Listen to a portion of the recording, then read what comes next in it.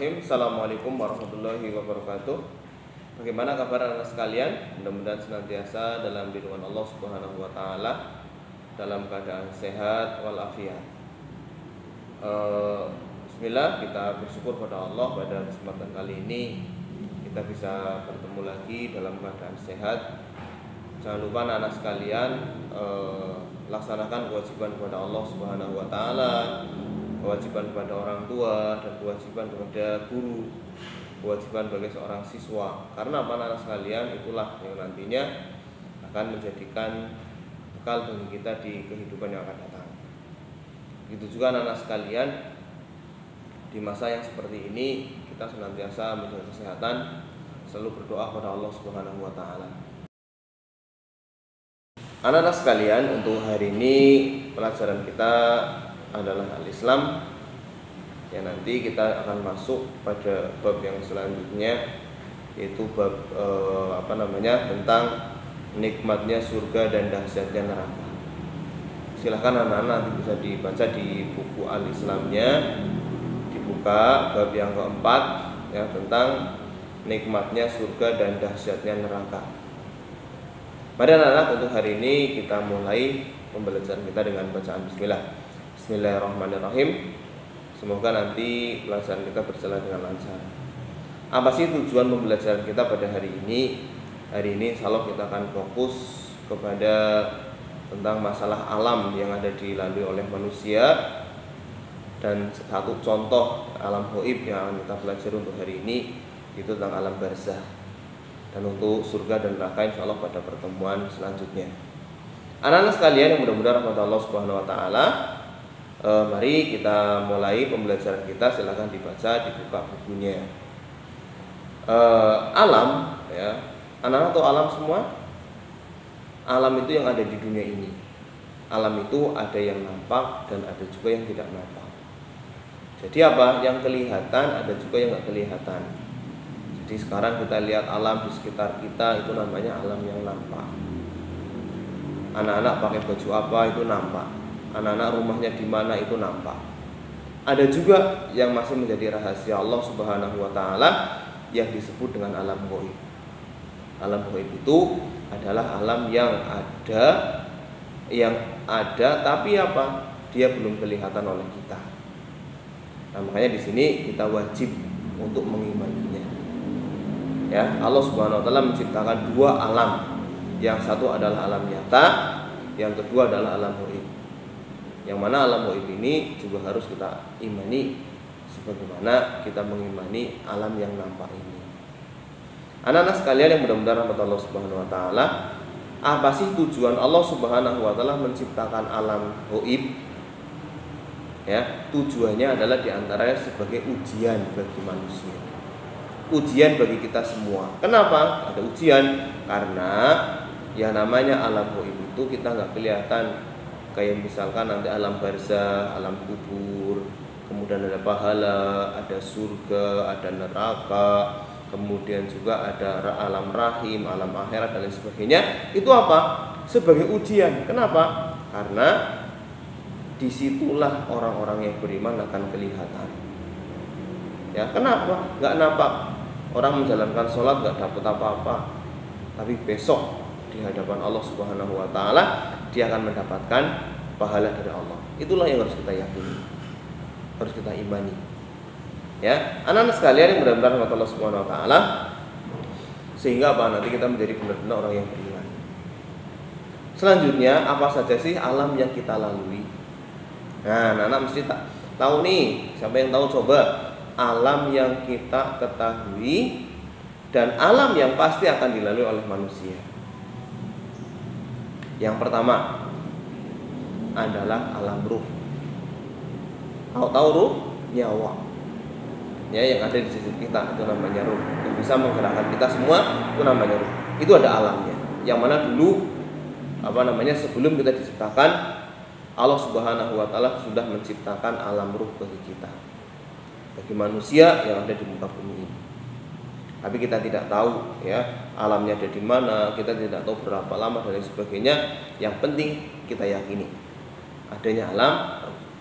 Yang kedua adalah alam rahim, alam kandungan.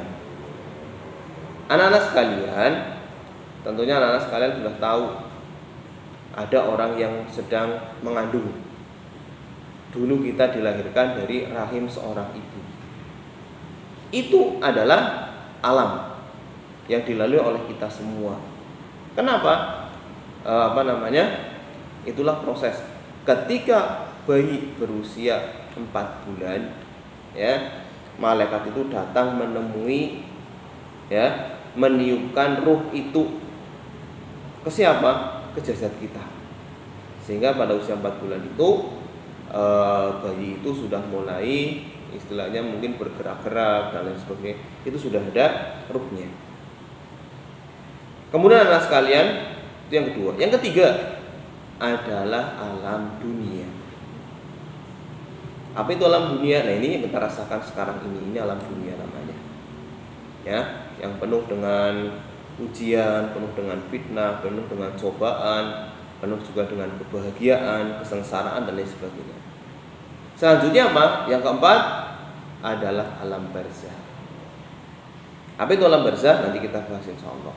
Dan yang kelima adalah alam akhirat. Apa itu alam akhirat? Insyaallah besok lagi kita akan bahas. Kenapa? Kita sudah berarti ada 5 alam yang kita lalui. Yang pertama adalah alam ruh. Yang kedua adalah alam rahim. Yang ketiga adalah alam dunia. Yang keempat adalah alam apa yang keempat? Alam barzah. Yang kelima adalah alam akhirat. Nah, anak-anak sekalian, untuk sekarang kita bahas alam barzah. Anak-anak sekalian, alam barzah itu sama dengan alam kubur. Ya, alam barzah itu sama dengan alam kubur. Barzah sih artinya apa? Barzah itu artinya pemisah. Karena alam barzah itu memisahkan antara kehidupan dunia dan kehidupan akhirat. Jadi apa alam barzah itu? Ya alam kubur itu yang memisahkan antara kehidupan dunia dan akhirat. Nah, di alam barzah ini adalah sebagai, kalau bisa dikatakan sebagai pintu, ya, pintu gerbangnya untuk menuju akhirat. Masih menunggu, sudah tidak di dunia, juga belum di akhirat. Nah, di sini di alam barzah ini orang-orang yang sudah meninggal itu dia akan mendapatkan dua hal ini yang dilalui. Yang pertama dia bisa mendapatkan nikmat kubur. Yang kedua dia juga bisa mendapatkan siksa kubur. Ya, ada nikmat kubur, ada siksa kubur. Tergantung amal perbuatan manusia. Begitu juga nanti di alam barzah manusia juga akan mengalami yang namanya fitnah kubur. Apa itu fitnah kubur? Fitnah kubur adalah 3 pertanyaan malaikat kepada setiap orang muslim. Ya, apa pertanyaannya? Pertanyaannya adalah tentang Tuhannya. Siapa Tuhanmu? Kemudian yang kedua tentang agamanya. Apa agamamu? Yang ketiga tentang nabinya. Siapakah nabimu? Ini anak-anak sekalian, 3 pertanyaan inilah yang disebut dengan fitnah kubur. Ya, malaikat itu nanti akan bertanya kepada kita. Orang yang sudah meninggal, begitu kita dikubur, dimasukkan ke kubur, kemudian malaikat itu nanti akan datang untuk menanyakan 3 hal ini.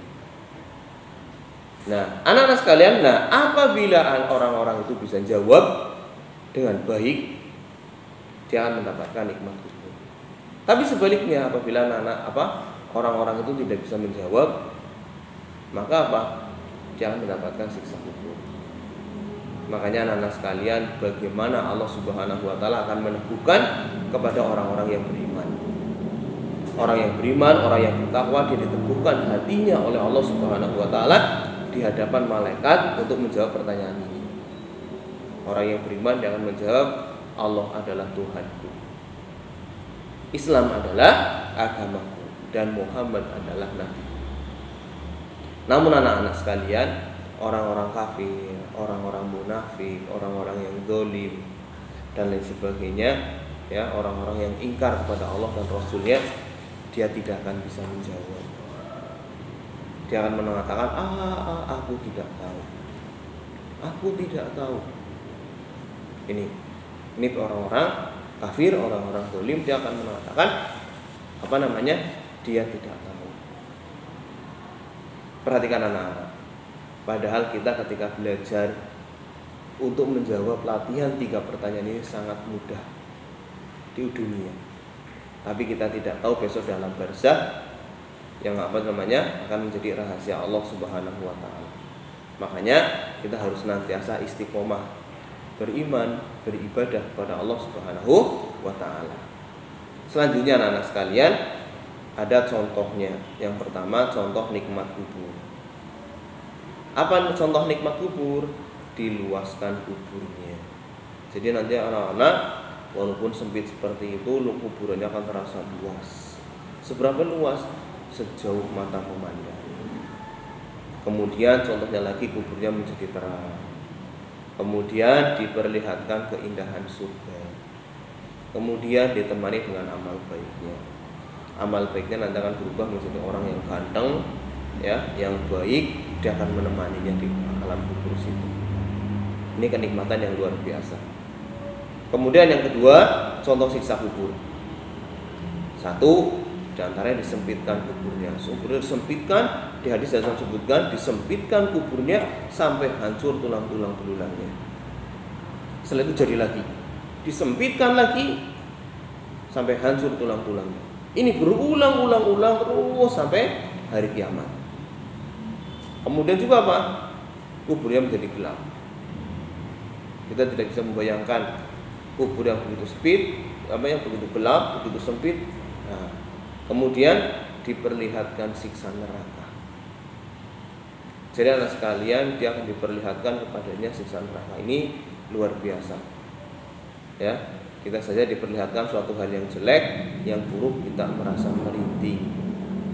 Apalagi diperlihatkan suatu siksa neraka yang begitu besar, yang begitu luar biasanya. Ini hati-hati ya. Kemudian ditemani dengan teman yang buruk. Karena amalnya buruk, dia temani dengan orang yang buruk. Dia menjadi wajahnya buruk, bau busuk dan lain sebagainya. Anak-anak sekalian yang mudah-mudahan Allah Subhanahu wa taala. Nah, selanjutnya adalah sedikit lagi sebab-sebabnya. Apa? Sebab-sebab mendapatkan nikmat kubur. Apa sebabnya anak-anak? Di antaranya adalah berkata jujur, bersikap rendah hati, membaca, memahami, mengamalkan Al-Quran, bisa mengendalikan hawa nafsunya, hanya memakan harta yang halal. Jadi segala bentuk kebaikan anak sekalian itu bisa mengantarkan kita supaya untuk mendapatkan nikmat kubur. Sebaliknya, apa sebab-sebabnya siksa kubur? Adalah satu dulu kekafiran, kesyirikan, ingkar kepada Allah Subhanahu wa taala, kemunafikan. Kemudian apa? Kemaksiatan lagi. Nah, ada lagi catatan nih, tidak menjaga dari najis ketika kita buang air. Contoh, buang airnya sembarangan di sembarang tempat, kemudian nggak cewek atau nggak bersuci. Ini juga salah satu sebabnya. Atau juga apa? Dia buang air kecil, air kecilnya itu berantakan, nyiprat memercik ke kaki kita, ke celana kita, kemudian kita gunakan untuk sholat. Ini juga salah satu menyebab seorang mendapatkan siksa kubur. Kemudian juga apa? Hibah. Apa itu hibah? Ngerasani. Ya, apa itu ngerasani? Membicarakan kejelekan orang lain.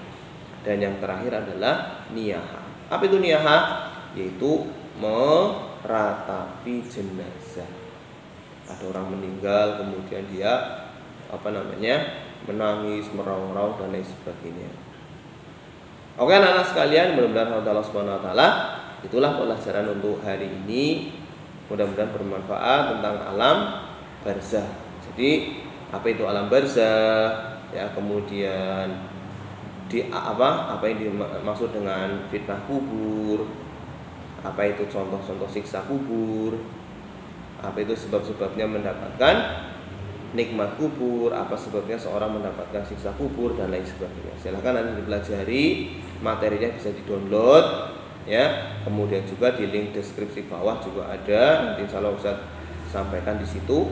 Kemudian juga apa, anak-anak sekalian, jangan lupa sebentar lagi insya Allah minggu Senin atau Senin depan kita akan ada penilaian tengah semester ya. Nanti tunggu saja soalnya dari Ustaz, apakah online atau offline, insya Allah tidak ada masalah ya. Terima kasih, mohon maaf atas segala kesalahan dan kekurangan. Atas perhatiannya Ustaz sampaikan banyak-banyak terima kasih, mudah-mudahan bermanfaat. Mohon maaf atas segala kesalahan. Subhanakallahumma bihamdik, asyhadu an la ilaha illa anta, astaghfiruka wa atubu ilaik. Wassalamualaikum warahmatullahi wabarakatuh. Semangat.